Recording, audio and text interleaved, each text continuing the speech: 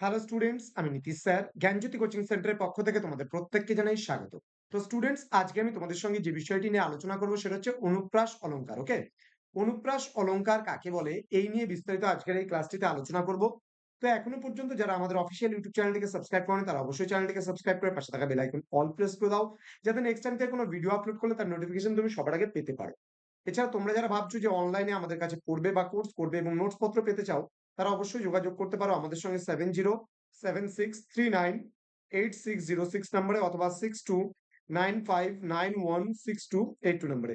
তোমাদের total course fee রয়েছে মাত্র কিন্তু 999 রুপিস। তো দেরি কিসের, আজই যোগাযোগ করো আমাদের জ্ঞানজ্যোতি কোচিং সেন্টারে।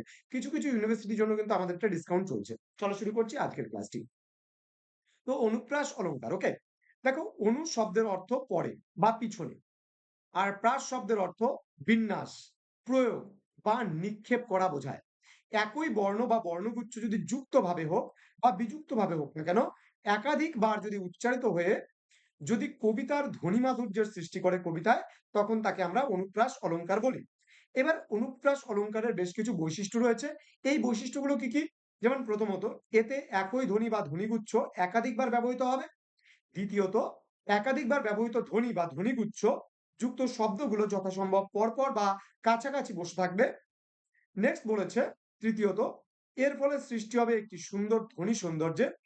উদাহরণ হিসেবে বলা যায়, কুলায় কাঁপিছে কাতর কপত, দাদুরি ডাকিছে সঘনে, গুরু গুরু মেঘ গুমড়ি গুমড়ি গরজে গগনে গগনে। অর্থাৎ দেখো, এখানে ক শব্দটি, মানে ক আর কি বর্ণটি, দেখো ক, এখানেও ক, এখানেও ক, এখানেও ক, বারবার কটা ব্যবহৃত হয়েছে।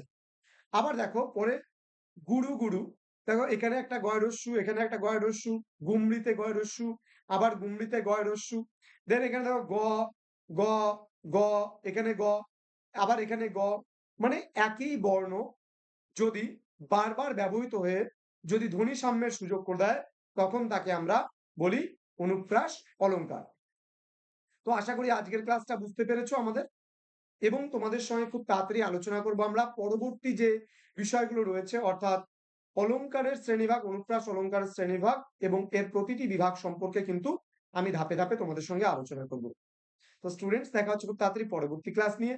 তোমরা প্রত্যেকে ভালো থেকো, সুস্থ থেকো। Thank you so much, thanks for watching. After all, thank you.